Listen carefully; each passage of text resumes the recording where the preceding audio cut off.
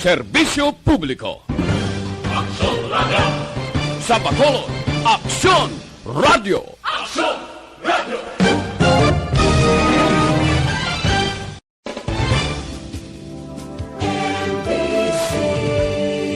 Manila Broadcasting Company.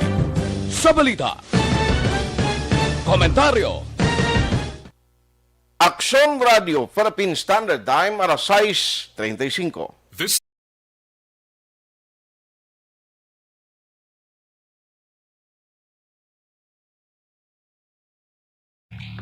Aksyon Reports, second portion.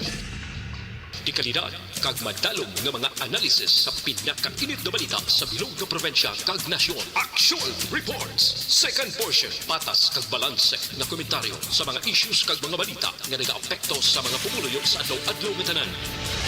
Aksyon Reports, second portion.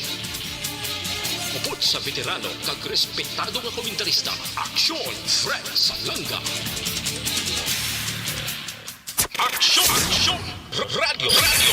Sa ngalan ni Aksyon na Fred Salanga, kung naman Aksyon Art ay hupon, welcome na diri sa aton sining pagpangalagad sa Sabado nga presentation sang inyo palatuntunan. Aksyon Radio. Kadasig lang tiyempo naton, kagkadasig lang sa aton inoras, ti ari na kita Oktobre 16, tuig 2021. Aksyon Radio. Anong una naton nga tupiko nga tarakayon na karon nga aga na nasyonal ko anay no pakarunan ko mga lokal kikidamo sa mga update ri aksidente may kinagat pa sang inubuang kapon da sa mansilingan ariho may ara subong sang mga investigation nga napatigayon siling ko gani since nga ari na kita gapasulod sa ginatawag naton nga eleksyon nga campaign kag eleksyon nga mga development may ara sumong ginaimbestigahan kay may mga politiko nga nagapapili para sa parabuto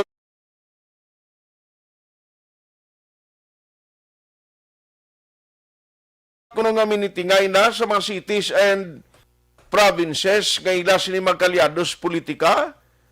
Ang lain kay hindi lang niya kay Zoom meeting.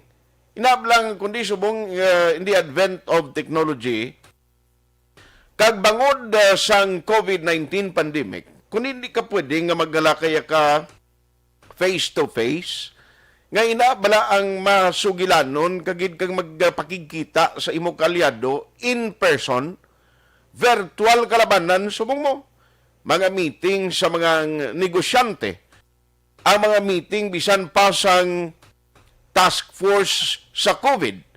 Kundi karamanan sini virtual ang meeting, tinga may mga report yung mga politiko kuno mo mismo yang daw naga-violate kag mga nagaplano kag nga mag-intra sa arena sang politika kay tingiban diri of course why pagid man na pagwang official list ng candidate kag hindi pa man sila official gid candidate since why pa kaumpisa ang campaign. Butuod ning balita nga isa diri nga ginakuan ho, ginaimbestigar sa DILG ang mga meetings ginapatigayon sa mga kandidato kada isang mainit nga ginatulok dira di si Senador Manny Pacquiao. Aksyon Radio.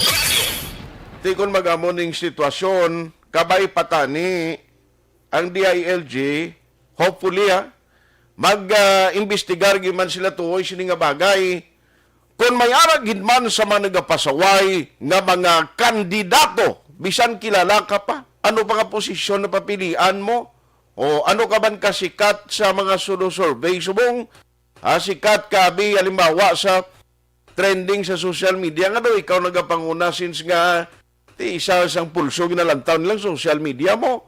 O, hindi na garantiya nga exempted ka mo sa ginapatuman nga health protocol, kagiban pa nga regulation, ha? Aksyon Radio. Kaya siling ko, very unfair para sa iba na mga kandidato, dapat way pinilian ni pro-administration, oposisyon, kay ang mga ordinaryo nga tao gani, kaluluoy sang mga ginapatuman nga mga regulasyon, mga travel guidelines, nga dapat sundon gid. Yung mga politiko yan, mga pinaguston lang ni sila. Aksyon! Radio! Pagkatapos, jutay tingki, yan pwede ka pa makasuhan sumungkon ikaw nga klase sa individual, nagpalusot kabi. Okay, sumong gani, mayari di mga apor sa Bacolod ng report.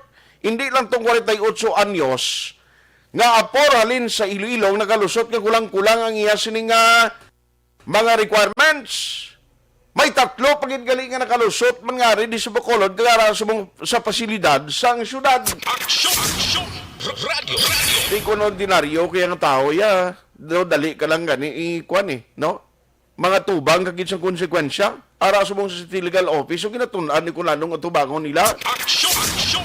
Radio! Tingakon lang, hopefully, no, sa sining nga sitwasyon ng investigation sa DILG, tani mangin patas sila, transparent, kag imuon nilang tanan, kag kung sino ang may salabton nga nag-violate, dapat pasabton kag wala sang may paboran.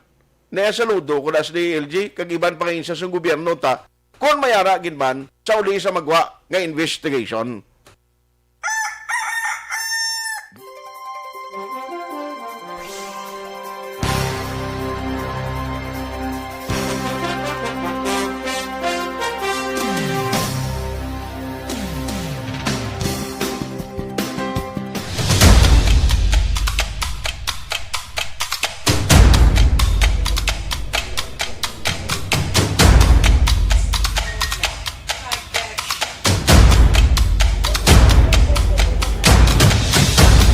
Isa kadako nga pagpanghangkat sa kabuhi sang kada persona ang ipabilin ang iya panindugan sa kabuhi.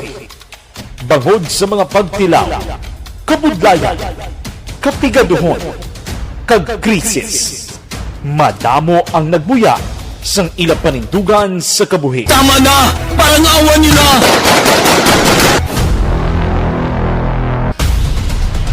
Apang ang DYEZ Aksyon Radio Bacolod sa sulod na sang 52 katuig padayon nga komitido sa panindugan nga mag-alagad.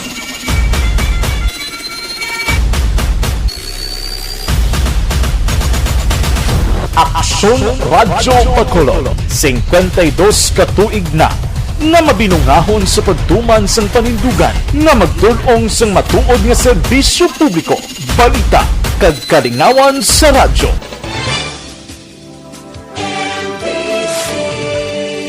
Manila Broadcasting Company. Sa balita, komentaryo, issue, serbisyo publiko. Sa Bacolod, Aksyon Radio!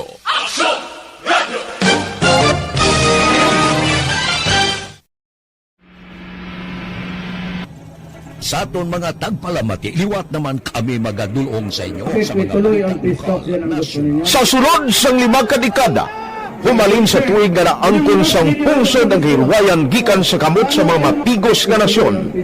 Kita sa gihapon ang nagaugyon, kahapon subong kag sa palaabuton.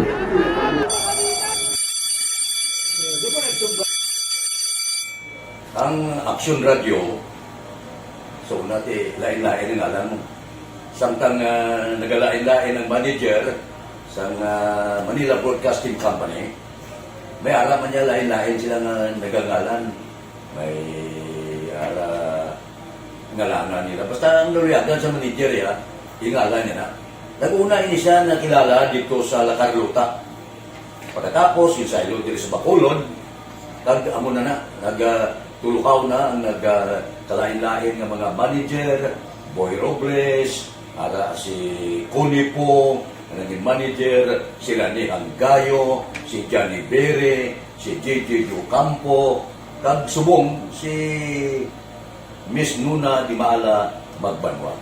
Ang sadto magamay nga community radio station ang ginpasira matapos nagpanindugan nga ipalapnag ang kamatuoran kag buligan nga mauntat ang pagpamigos sa katawhan. Ang DYEZ actually, Aksyon Radio, karon sa una nag-start din siya as a music station. This is the first music station with the siyudad sa Bacolod. No? When it was launched in 1969, it was a music station, pero dito nakilala to dami din yung mga sikat na mga DJ at that time. No?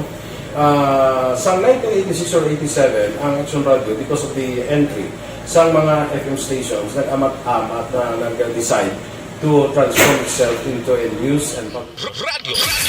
Action Radio Philippine Standard Time, arasay sa 44 na. Now, i-follow up ko ni Black karon sa Action Hotline kay ining balita bala parte sa private hospital sa Bacolod nga nagahaboy sa hospital waste dira sa Murcia siling kubo na ano man nga klase. Ano mga sitwasyon kag panimuot iniman kung may normal ka nga panimuot yang naga-concern ka sang ikayang lawas sa mga pumuluyo nga pwede malitan sining hospital waste.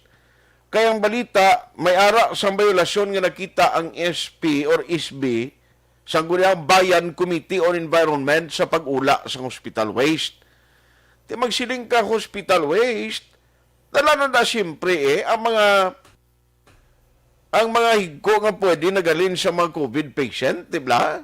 Abot kung ina ginalakip pa na kag paano ina ginahaboy kag gina-release sa mga hospital, paano ang pabaagi sina nga i-dispose ina nga mga waste materials or hospital waste. Di tapos pangitaan yung sa lugar nga habuyan sina, dapat yan may ara na sang isa ka lugar nga layo sa delikado nga hindi makahalit sa tao. Action! Radio! Silang ko magamuning abilidad, hindi niya dapat pagpasailuhon kung may ara giman violasyon. Kag dapat mauntat na ni. Nga hindi na ni masulit. Dumduman yung nagligan. Ang parte lang ni sa Felicia sa basura. Dapat na tong mga reklamo man kay nagatagas kag ang Pilakma Barangay da sa Murcia ho, nagareklamo man bangod sa kalitan nga suno sa ilati halin sa nagailig man ngay ko gikan sa sa nagapalamahawa gikan dra sa ginaulaan sa basura sang Bacolod. Action!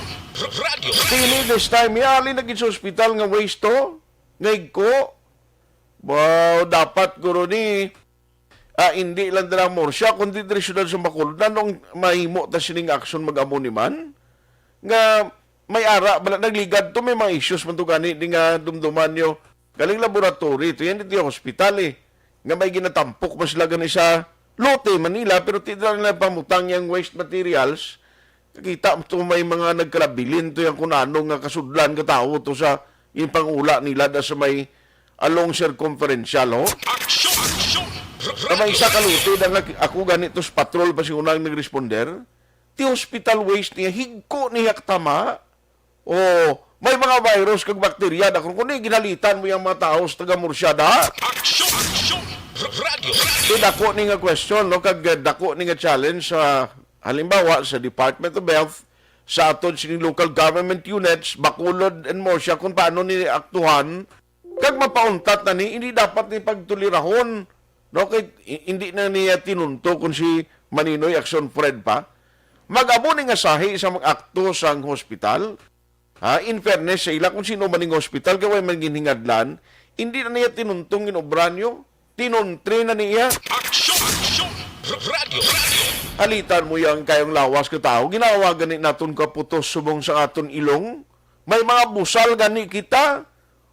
Bisan kamudlay sitwasyon tagay suksok sa mga facial kay gina-depensa naton against sa virus nga COVID-19. Tapos ang yawer, ginala nila kapang ula tayo sa Murcia, hongig ko nila. Action! Hindi niya matupungan ng abilidad. No? Amo ning abilidad na kung magdamo pa ni sila, damo gini magkalalitan. Karon kay check tani kung nanong sarang nga mahimo, kung nanong pag-akto diri, no? Sang local government unit. Hindi lang maglabot sa punto nga ti mahambal lang nga may violation, pero ti ang aksyon nga kinanglanon, amo nang ginahulat ha. Daw nga hindi na ni magsige, ay tulirahon mo niya, basi ko na lin sa Murcia, mangita naman sila sa ibang lugar nga ulaan la. Action! Radio! Please, maluoy ka mo. Subong nga tiyempo ginawa taga ni pang-alkohol, jutay tingki, ginasindutan sang gwardya magsulod ka sa mga mall kag sa iban pa nga pampubliko nga lugar, no? Sa mga close nga mga areas establishmento, may bitbit kani nga body temperature ng no sa agtang mo da. O area, di ka kita ya. Nga diri sa Bacolod, may hospital yang nga ang igko nyo da, iula niya sa isa ka banwa di. Amo tayo masakripisyo. Aksyon! Radio! Karon bala kayo check na kung ano lang latest update angot sa sining nga balita. Aksyon! Radio! D3 Bayo. Dako, mahulig siyang D3.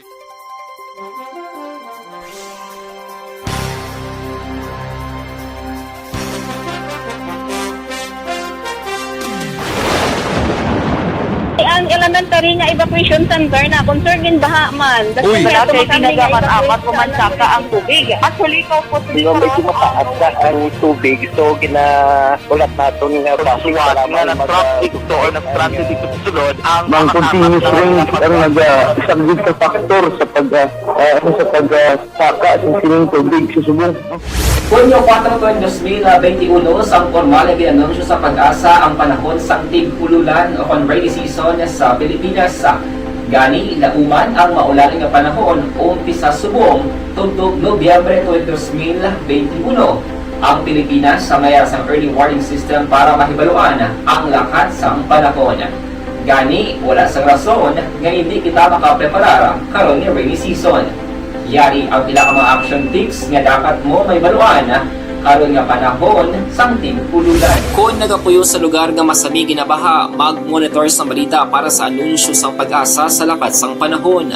Isa sa pinakapos nga pamaagi para malikawan nga magsulod ang baha sa balay, among paggamit sang sandbag. Ang sandbag ang isa ka sako nga may unod nga balas nga pwede ibutang sa pertahan o kung ginaakyan sang tubig para temporaryo nga makontrol ang pagsulod sang tubig sa inyong nga balay. Antes naman ng rainy season, dapat nakapreparar ka na sa pagkaon, flashlight, pito, kandila, hygiene kit, power bank, transistor radio, importante nga mga dokumento, kag iban pa nga kinahanglanon. Ini ang dapat isulod sa go bag nga dapat ibutang sa isa ka lugar nga mapus kuhaon sa tion nga kinahanglan nga mag-evacuate. Sa tion sa pagbaha dapat butangan sang tape ang saksakan sang mga outlet kag ibutang sa mataas nga mga lugar ang appliances. Kunyara sa evacuation center, dapat man nga ipatuman ang minimum health protocol, face mask, face shield kag social distancing batok sa COVID-19.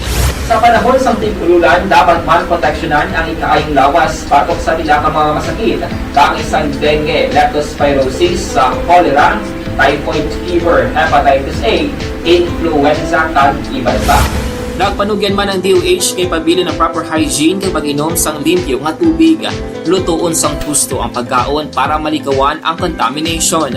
Maghugas sang kamot antes kag pagkatapos ang kaon kag matapos nga mag-usar sang banyo. Likawan man ang paglangoy o kon pagtubog sa baha.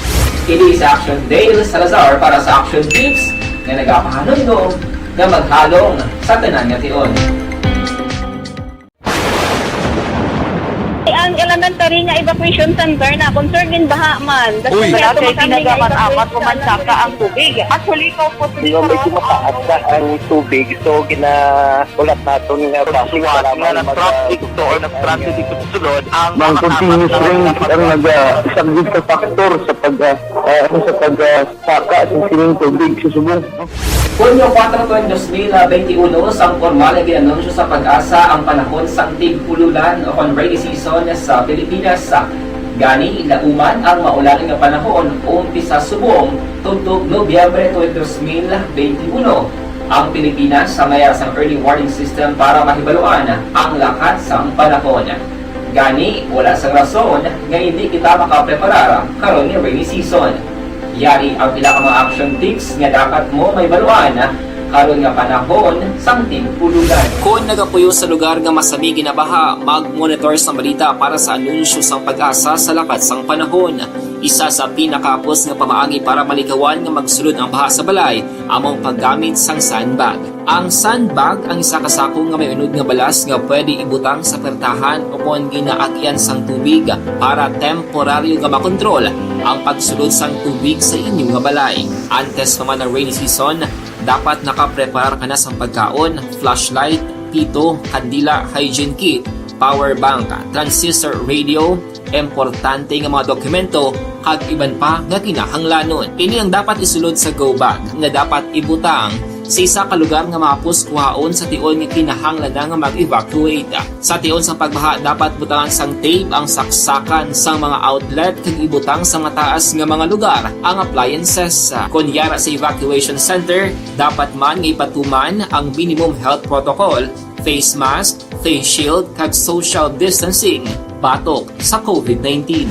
Sa panahon sa tig-ululan, dapat man proteksyonan ang ikaayong lawas batok sa tila ka mga masakit, kang isang dengue, leptospirosis, cholera, typhoid fever, hepatitis A, influenza, kag iban pa. Nagpanugyan man ang DOH kay pabili ng proper hygiene kay pag-inom sang limpyo nga tubig, lutuon sang husto ang pagkaon para malikawan ang contamination. Maghugas sang kamot antes kag pagkatapos ang kaon, kag matapos nga mag-usar sang banyo. Likawan man ang paglangoy o kon pagtubog sa baha. Kini sa Action Dale Salazar para sa Action Tips nga nagapahanungnog nga maghalong sa tanan nga tion. Ang elementary nga evacuation center na concerned din baha man. Uy. Kaya Kaya pinagaman amat evacuation kumansaka ang tubig. Actually, ikaw po medyo mataas na ang tubig. So, ulat natin nga pasiwala na ng traffic to or ng traffic dito sa sulod. Alas 6:56, grabe, do ginahunos lang ho Na isa na lang ni, ang parte bala sa pagpatigayon sa vaccination. Vaccination, gapon nga tupiko, kundi sa Manila, aging sugdan na ni. No, ang pagbakuna sang 12 to 17 years old with comorbid or comorbidities. Now, ang tawag sinisila included ini sa A3 priority group nga ginatawag Pediatric 3. No? Pediatric A3. Man mapati, kadri sa Bacolod, do problema subong kay bisan ang mga barangay kapitan, kundi sila nagalibot, gala ka-check mo sa mga sa pagpanglista, profiling, registration. Ang problema sa mga BHERTS kag sa mga barangay kapitan, kaya siyempre hindi ka na magpapakuna ang ila siniginikanan. Ayan pang mga kabataan. Ang rason sa kabataan, yan di kami yan. May balita nga daan sa social media nga basi kung magsumbi kami kung mapatay after 5 years. Aksyon!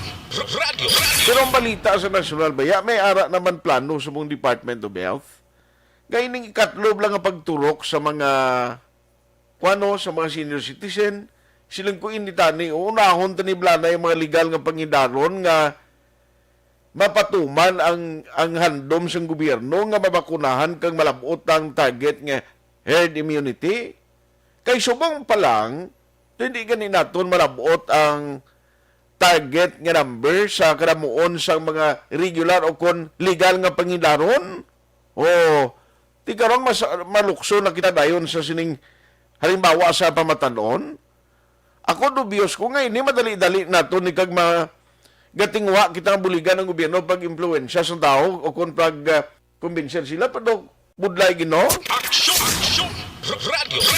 Pero karon pa dalmad na niya no kay ipit ka ng tiyempo to parang nga may ara kita karon sa mga sources nga makabulig eksplikar parte gyapon sa vaccination activity sang gobyerno. Aksyon! Radio! May tagaling tiyempo sa ngalan sa inyo regular anchorman Aksyon Fred Salanga. Ako naman Aksyon at Tayhupon, thank you for joining the show. Una sa balita, una sa aksyon sa Bacolod, Aksyon Radio.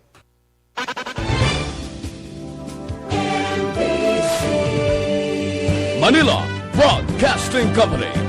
Sa balita, komentaryo, issue, serbisyo publiko. Aksyon Radio! Sa Bacolod, Aksyon Radio! Aksyon!